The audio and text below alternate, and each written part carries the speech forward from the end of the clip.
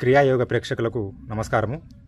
ఇప్పుడు మనము ఒక క్రియాయోగిని పరిచయం చేసుకొని వాళ్ళ అనుభవాలని తెలుసుకుందాము. మీ పేరండి? నా పేరు మహేష్ స్వామి. ఓకే, ఎక్కడుంటారు మీరు? నేను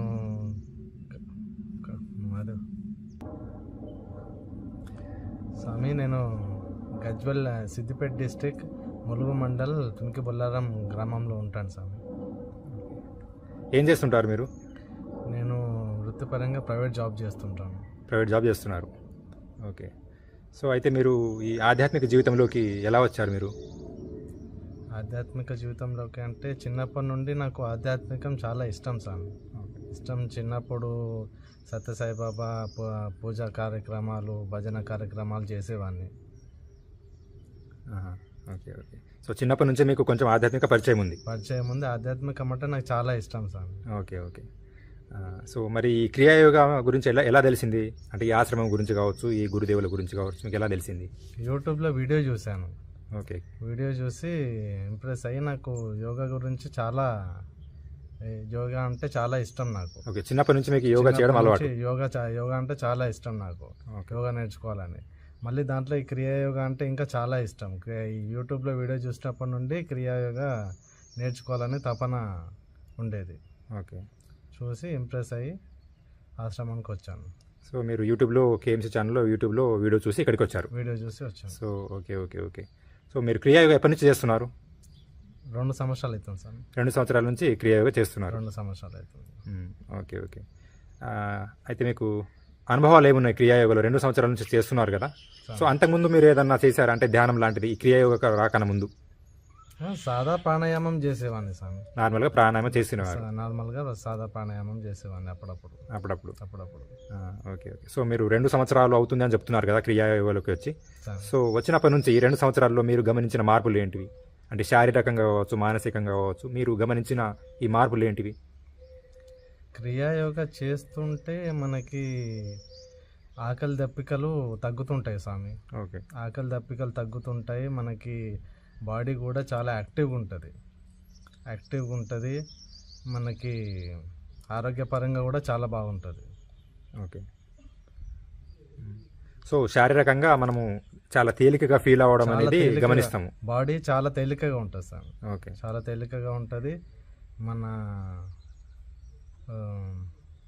మైండ్ కూడా చాలా పీస్ఫుల్గా ఉంటుంది. అదే శారీరక ప్రశాంతత, మానసిక ప్రశాంతత అనేది మనము ఇక్కడ గమనించదగ్గ విషయం. ఓకే ఓకే, సో మీరు సాధన చేస్తున్నప్పుడు ఇంకా మీకు ఏమైనా అనుభవాలు ఉంటే చెప్పండి. సాధన చేసేటప్పుడు ఒకసారి జ్యోతి ముద్ర వేసి సాధన చేస్తుంటే జ్యోతి దర్శనమైంది స్వామి. ఓకే ఓకే, సో మీరు జ్యోతి ముద్రలో జ్యోతి దర్శనం చేసుకున్నారు? జ్యోతి దర్శనం అయింది.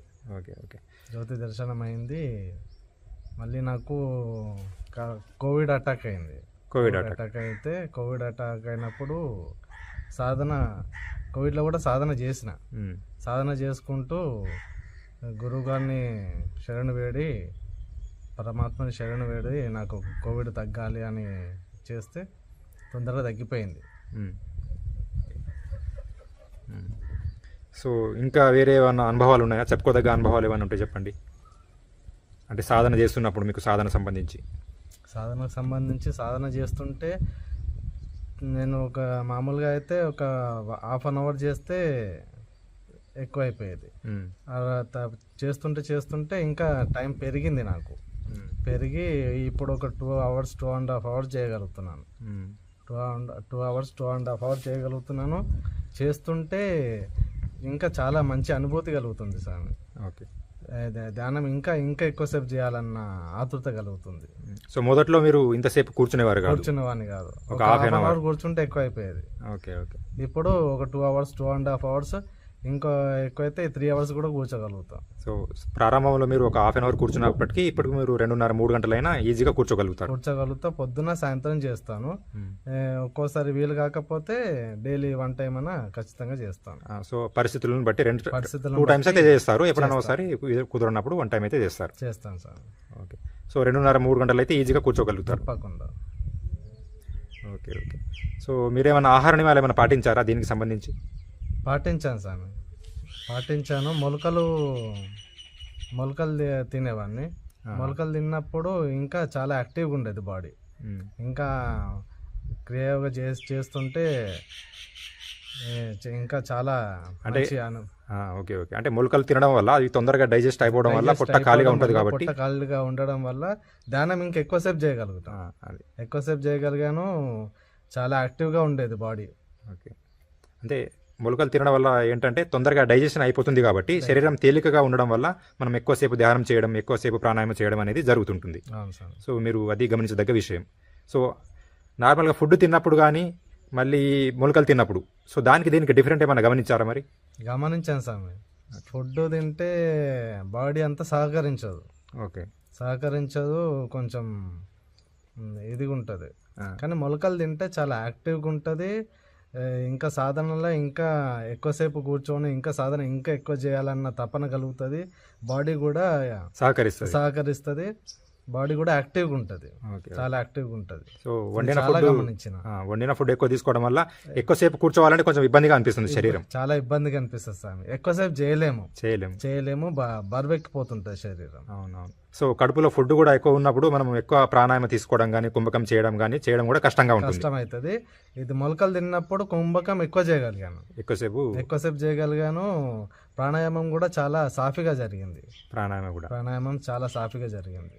సో అది చాలా ఉపయోగపడతాయి మొలకలు కావచ్చు, పండ్లు కావచ్చు, కూరగాయలు కావచ్చు, ఏదైనా రా ఫుడ్ తీసుకుంటే ఇంకా చాలా బాగుంటుంది. క్రియాయోగాలకు రా ఫుడ్ ఇంకా చాలా బెనిఫిట్. సో అది అంటే తొందరగా సాధనలో ముందు వెళ్ళాలి అనుకునే వాళ్ళకి ఈ రా ఫుడ్ అనేది ఎక్కువ కుంభకం చేయడం కానీ, ఎక్కువసేపు ధ్యానంలో కూర్చోవడం కానీ, ఎక్కువ ప్రాణాయామ తీసుకోవడం అంటే మెల్లిగా ఎక్కువసేపు ప్రాణాయామ తీసుకోవడం కానీ ఇవి గమనించదగ్గ విషయాలు రా ఫుడ్ తీసుకుంటే. సో అవి మీరు గమనించారు. ఓకే. సో ఇంకా సాధనలో మీరు పొందిన అనుభవాలు అంటే మహాముద్ర వేసేటప్పుడు మీరు ఏమన్నా పొందిన అనుభవాలు ఏమైనా ఉంటే చెప్పండి. మహాముద్ర వేసేటప్పుడు ఎంటీ స్టమక్తో మహాముద్ర వేస్తే మన బ్రీతింగ్లో చాలా మంచి కుంభకం ఎక్కువసేపు చేయగలుగుతాం సార్. ఎక్కువసేపు చేయగలుగుతాము. నడుము నొప్పులు ఏమైనా ఉంటే తగ్గిపోతాయి. నడుము నొప్పి కూడా తగ్గిపోతుంది. నడుము నొప్పి ఏదైనా తగ్గిపోతుంది. మహాముద్ర ఇంకా చాలా పర్ఫెక్ట్గా వేయాలి. చాలా పర్ఫెక్ట్గా వేస్తే మహాముద్రలో చాలా అనుభూతి కలుగుతుంది. మీకేమైనా అనుభూతి కలిగింది అట్లా మహాముద్రలో? కుంభకం చాలా ఎక్కువసేపు చేయగలుగుతాను సార్. మహాముద్ర వేస్తే కుంభకం చాలా ఎక్కువసేపు చేయగలుగుతాను. మహాముద్రలో నడుము నొప్పి లాంటిది ఎప్పుడైనా నడుము నొప్పి లాంటిది ఉంటే మహాముద్ర 2-3 టైమ్స్ మహాముద్ర వేస్తే తగ్గిపోతుంది. అంటే మీకు ఏమైనా ఆరోగ్య సమస్యలు ఉండేనా? అంటే నడుము నొప్పి కావచ్చు, బ్యాక్ పెయిన్? ఎప్పుడైనా లాంగ్ జర్నీ చేస్తే అప్పుడు కొంచెం బ్యాక్ పెయిన్ లాంటిది వచ్చేసాను. మళ్ళీ ఇంటికి వచ్చిన తర్వాత 2-3 సార్లు మహాముద్ర వేస్తే తగ్గిపోయేది. బ్యాక్ పెయిన్ ఉన్నప్పటికీ ఒక 2-3 టైమ్స్ మహాముద్ర వేస్తే తగ్గిపోయేది. మనం ధ్యానం చేసేటప్పుడు కూడా మహాముద్ర అప్పుడప్పుడు మధ్యలో మహాముద్ర వేస్తే ఇంకా చాలాసేపు ఎక్కువసేపు చేయగలుగుతాం. ధ్యానం ఎక్కువసేపు చేయగలుగుతాము. బాడీ ఇంకా చాలా సహకరిస్తుంది. అదే మన గురువు చెప్తుంటారు కదా, మహాముద్ర పర్ఫెక్ట్ గా వేయడం వల్ల మనం ఎక్కువసేపు ధ్యానంలో కూర్చోవచ్చు అని మన గురువు గారు కూడా చెప్తూ ఉంటారు. నేను అందుకే మహాముద్ర మన సాధన చేసేటప్పుడు మధ్యలో మహాముద్ర వేస్తాను సార్. మహాముద్ర వేస్తుంటాను. కొంచెం బాడీ చేసినప్పుడు మహాముద్ర వేస్తే మళ్ళీ ఇంకా ఎక్కువసేపు కూర్చోగలుగుతాం. అదే మనం ఇప్పుడు సాధనలో ధ్యానంలో కూర్చున్న తర్వాత కూడా కాసేపటికి మనకు కొంచెం బాడీ పెయిన్స్ కానీ, కాళ్ళు నొయ్యడం ఇట్లాంటివి వస్తూ ఉంటాయి. సో అప్పుడు మనం ఒక సెట్ మహాముద్ర వేసుకుంటే ఇంకా చాలాసేపు కూర్చోవచ్చు. ఈ బాడీ పెయిన్స్ అనేవి వెళ్ళిపోతే ఇంకా ఎక్కువ సహకరిస్తుంది. సో అది అయితే మీరు మహాముద్ర వేసినప్పుడు పొట్ట ఖాళీగా ఉండడం వల్ల ఎక్కువ కుంభకం చేయడం అనేది మీరు గమనించదగ్గ విషయం. ఎక్కువ కుంభకం అవుతుంది సార్. కానీ ఏదైనా మన తిన్న తర్వాత చేస్తే మహాముద్ర అంత అదే మన గురువు గారు కూడా మనకు చెప్తూ ఉంటారు కదా, మనం ఏదైనా ఆహారం తీసుకున్న తర్వాత ఒక 3 గంటలైనా గ్యాప్ ఉండాలని చెప్తూ ఉంటారు. ఖచ్చితంగా గ్యాప్ ఉండాలి. అదే ఖాళీ ఎంటీ స్టమక్ తో చేస్తే ఇంకా చాలా బాగుంటుంది. చాలా బాగుంటుంది. అందుకే 3 గంటలు గ్యాప్ తీసుకోవాలని మన గురుగారు చెప్తూ ఉంటారు. అవును సార్. సో అది మనం కడుపులో ఫుడ్ ఉంటే ప్రాణాయామ తీసుకోవడం కూడా మనం చాలా ఇబ్బందిగా తీసుకుంటాం, ఎక్కువసేపు తీసుకోలేము, కుంభకం కూడా ఎక్కువసేపు చేయలేము. అది మహాముద్ర అయితే ఇంకా చాలా ఇబ్బందిగా ఉంటుంది. ఇంకా చాలా ఇబ్బంది అవుతుంది. ఎంటీ స్టమక్ తో చాలా బాగుంటుంది మహాముద్ర. ఎంటీ స్టమక్ తో. ఎంటీ స్టమక్ తో. Okay okay okay. తల మోకాలకి తగులుతుంది, చాలా బాగుంటుంది. సో మీకు మొదట్లోనే వచ్చిందా అంటే ఇంత ఇప్పుడు మీరు పర్ఫెక్ట్గా వేయగలుగుతారా మహాముద్ర? వేయగలుగుతాను సార్. మొదట్లో రాలేదు, ఇబ్బంది మొదట్లో రాలేదు. మొదట్లో చాలా ఇబ్బందికరంగా ఉండేది. Okay okay. చేస్తూ ఉంటే పర్ఫెక్ట్గా వేయగలిగాను. ఓకే, అంటే మీరు 2 సంవత్సరాల నుంచి చేస్తున్నారు కాబట్టి చేస్తూ రాగా ఇప్పుడు పర్ఫెక్ట్గా వేయగలుగుతున్నారు. Okay okay. మొదట్లో అయితే కొంచెం ఇబ్బందిగానే ఉంటుంది ఎవరికైనా సరే. ఇబ్బంది ఉంది సార్. మొదట్లో 1-2 సార్లు వేయడానికి చాలా ఇబ్బంది. 1-2 సార్లు వేయడానికే ఇబ్బందిగా ఉండేది. సో మొదట్లో ఎవరైనా సరే సాధకులు మహాముద్ర వేసేటప్పుడు తలని కాలు మోకాలకి అందించుకోవడం అనేది చాలా కష్టంగానే ఉంటుంది. మెల్లిగా ప్రాక్టీస్ చేయడం వల్ల అది వచ్చేస్తుంది అన్నట్టు. ఓకే. సో మీకు ఏమైనా శారీరక సమస్యలు ఉండేనా? అంటే ఇది రాకన్నా ముందు వచ్చిన తర్వాత సాల్వ్ అవ్వడము అట్లా ఏమన్నా మీరు గమనించారా? మళ్ళీ ఇంకోటి గ్యాస్ ట్రబుల్ కూడా తగ్గిపోతుంది స్వామి. గ్యాస్ ట్రబుల్ ఉన్నప్పుడు కూడా చేస్తే అదే ధ్యానం చేస్తుంటే గ్యాస్ ట్రబుల్ కూడా తగ్గిపోయింది. మీకు గ్యాస్ ట్రబుల్ ఉండేనా ఇంతకుముందు? అప్పుడప్పుడు కొంచెం ఉండేది స్వామి. ఓకే. ఉండేది, గ్యాస్ ట్రబుల్ కూడా తగ్గిపోయింది. మళ్ళీ ఎప్పుడన్నా బైక్ ఎక్కువ లాంగ్ జర్నీ అయినప్పుడు బ్యాక్ పెయిన్ వస్తే బ్యాక్ పెయిన్ కూడా తగ్గిపోయింది. ఓకే.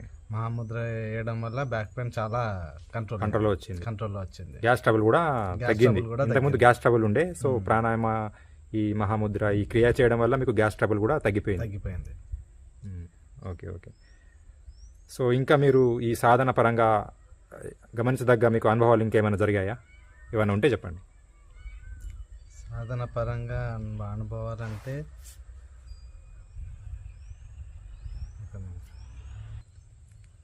సాధన పరంగా మనకి చాలా మానసిక ప్రశాంతత దొరికింది స్వామి. ఓకే. మానసిక ప్రశాంతత చాలా బాగుంది. మళ్ళీ ఇంట్లో ఇంతకుముందుకి కొంచెం కోపం ఉండేది. ఓకే. కోపం ఉంటే ఇప్పుడు ఆ కోపం కూడా తగ్గిపోయింది, చాలా తగ్గింది.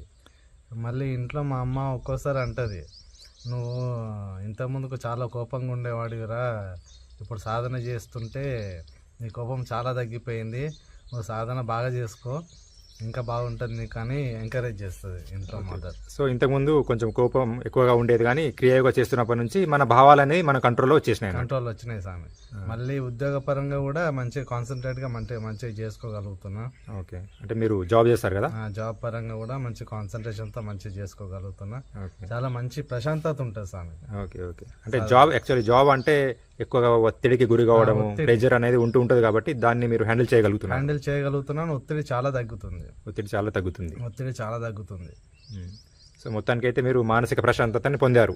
ఇంట్లో పరిస్థితులను కావచ్చు, ఉద్యోగరీత్యా పరిస్థితులను కావచ్చు, మీరు కంట్రోల్ చేయగలుగుతున్నారు.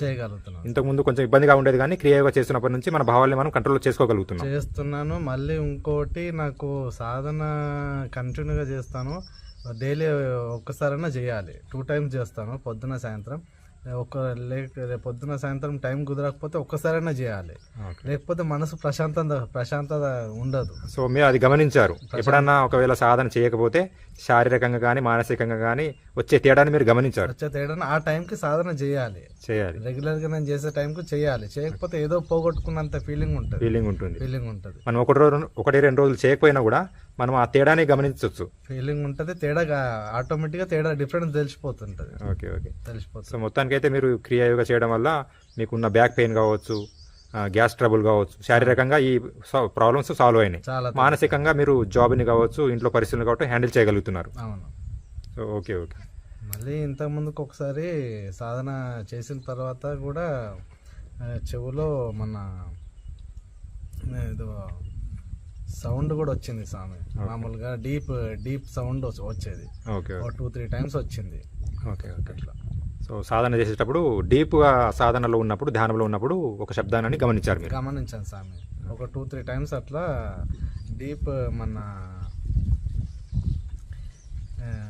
డీప్ సౌండ్ ఒక వచ్చేది.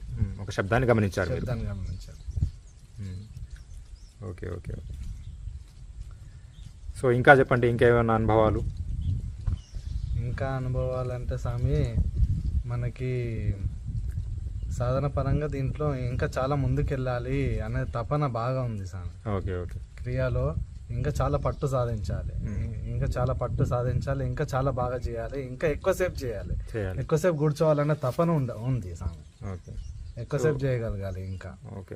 అయితే మన గురుదేవులు మనకు చెప్తూ ఉంటారు, స్వామి. ఆహార నియమాలు అనేది మనం సాధనలో ముందుకెళ్ళడానికి చాలా ఉపయోగపడుతుంది అని చెప్తారు కదా. సో మీరు ఇప్పుడు ప్రజెంట్ ఏమన్నా ఆహార నియమాలు పాటిస్తున్నారు కదా?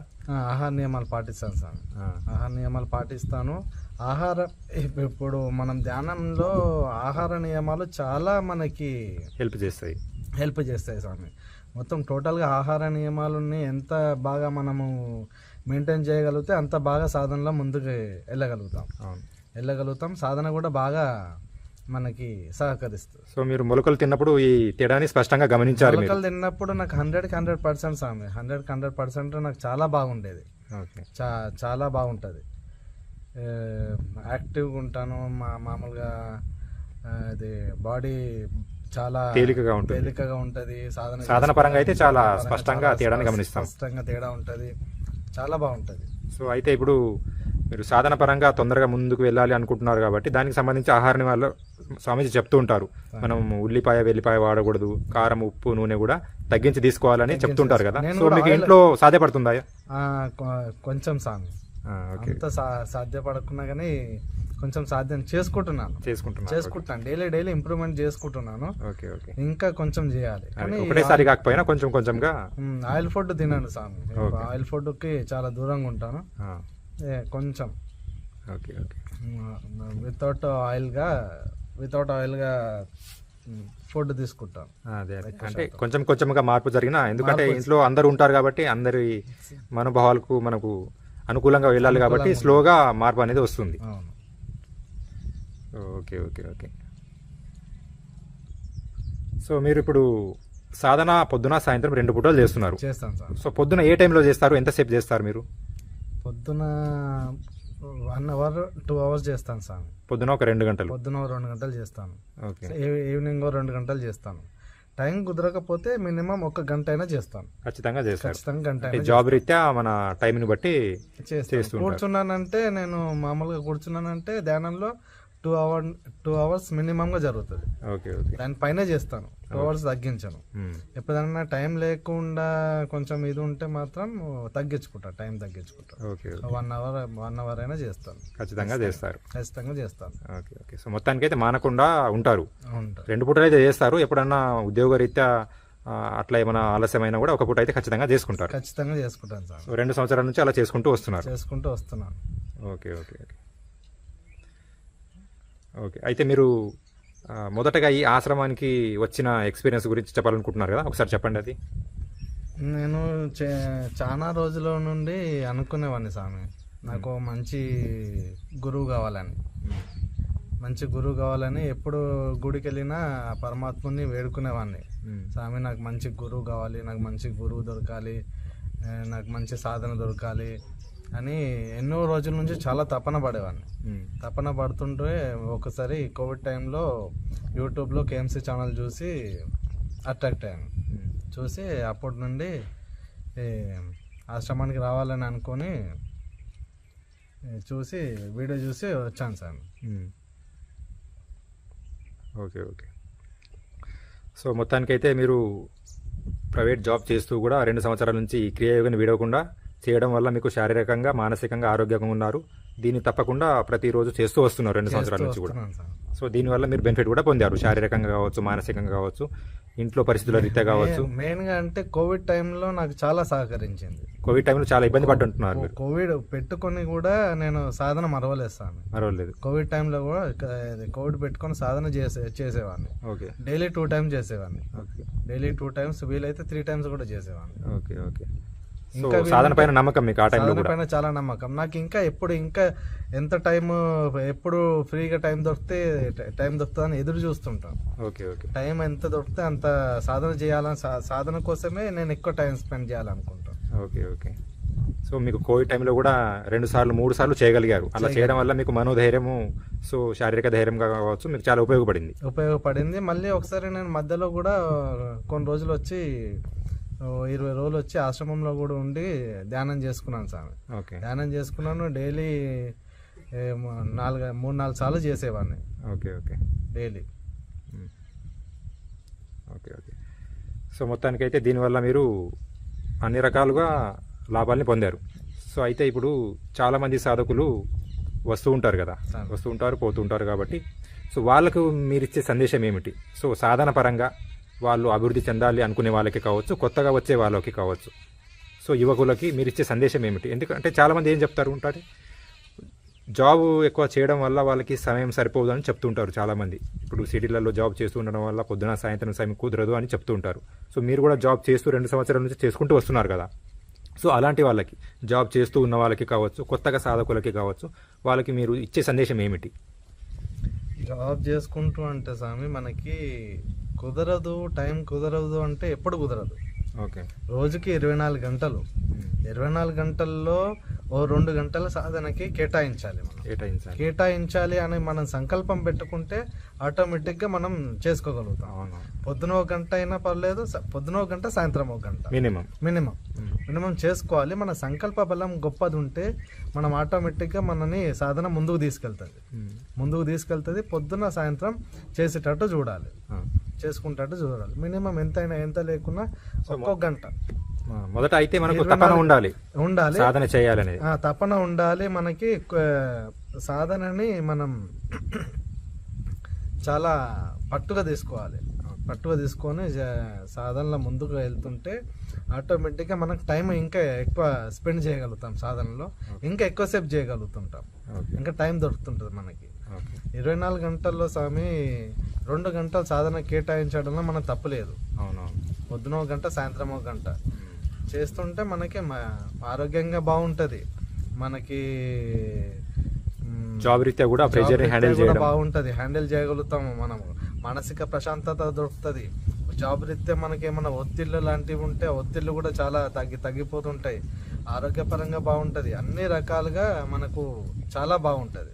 సాధన చేయడం వల్ల ఇంకోటి ఏంటంటే మనం ఒక 4 గంటల్లో చేసే పని కూడా అతి తక్కువ సమయంలో చేసుకోగలుగుతాం. అక్కడ టైం సేవ్ అవుతుంది మనకి. చాలా మందికి ఏమనిపిస్తుంది అంటే పొద్దున గంట, సాయంత్రం గంట ఇవ్వాలా, చాలా టైర్డ్ అయిపోతాం అనిపిస్తుంది. కానీ అలా చేయడం వల్ల వాళ్ళకు తెలియకుండానే చాలా పనులు చాలా వేగవంతంగా చేయడం వల్ల చాలా టైం సేవ్ అవుతుంది. ఇప్పుడు మనము ఆకలి టైంకి మనకి ఆకలి ఎట్లా అవుతుందో సాధనను కూడా అలాగా మనం మార్చుకోవాలి.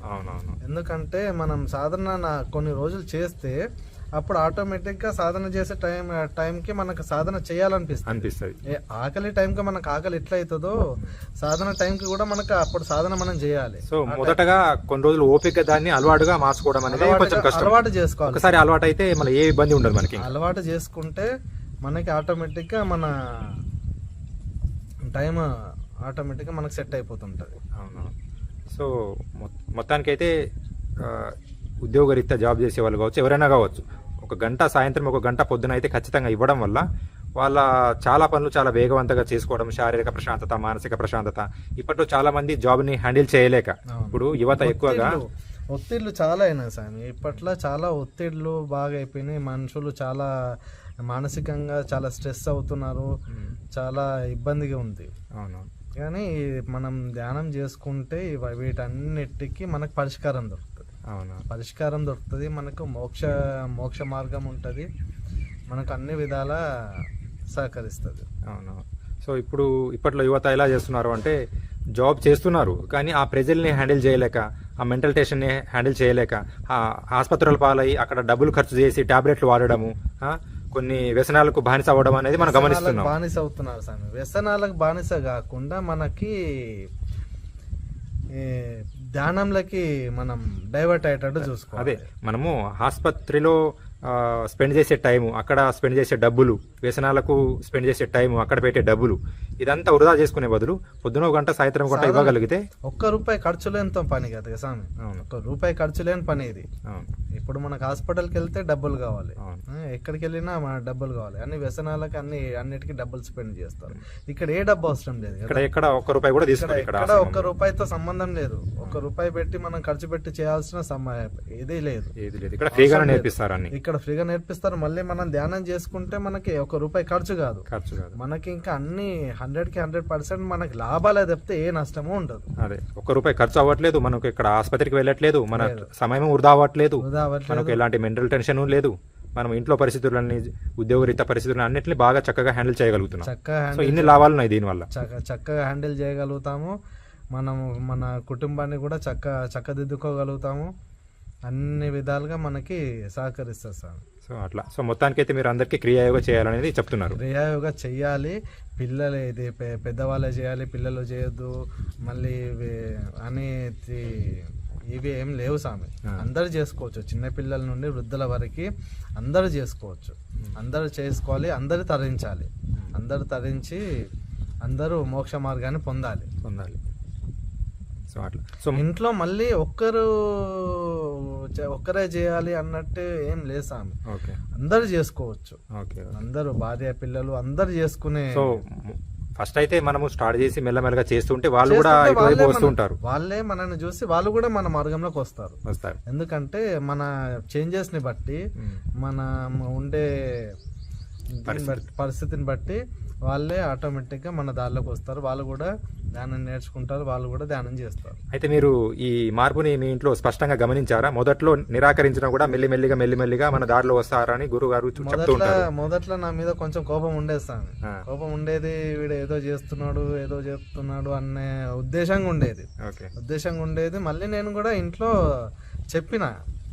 చెప్పి అంతా మనకి అనుకూలంగా చేసిన తర్వాత కూడా వాళ్ళకి చేస్తుంటే వాళ్ళే నాకు సహకరిస్తారు. సహకరిస్తారు. మళ్ళీ నేను చేసేటప్పుడు కూడా నన్ను డిస్టర్బ్ చేయరు. ఇంకా దాంట్లో మా మదర్ వచ్చేసి, నువ్వు ధ్యానం చేసుకుంటేనే ఇంకా చాలా పీస్ఫుల్గా ఉంటావు, ధ్యానం చేసుకుంటే చాలా బాగుంటావు రా నువ్వు అని నన్ను సహకరిస్తుంది. అప్పుడప్పుడు ఆమె కూడా సాదా ధ్యానం చేసుకుంటది. అది. సో మొదట్లో మనకు ఇంట్లో పరిస్థితుల రీత్యా కొంచెం ఇబ్బంది ఉన్నప్పటికీ మెల్లిమెల్లిగా మనం ఓపికతో చేస్తూ పోతే ఇంట్లో వాళ్ళు కూడా మనల్ని సహకరిస్తారు, వాళ్ళు కూడా మెల్లిమెల్లిగా మన దారిలో వస్తారు. సో ఈ విషయాన్ని మీరు గమనించారు, మీ ఇంట్లో చేసుకుంటారు, వాళ్ళు కూడా ధ్యానం చేసుకుంటారు. ఓకే. సో మొత్తానికైతే మీరు ఈ క్రియాయోగం చేయడం వల్ల మీ ఇంట్లో పరిస్థితులు మారాయి, మీ ఉద్యోగరీత్యా పరిస్థితులు మారాయి, ఆరోగ్య సమస్య, మానసిక సమస్య అన్ని రకాలుగా మీరు లాభం పొందారు.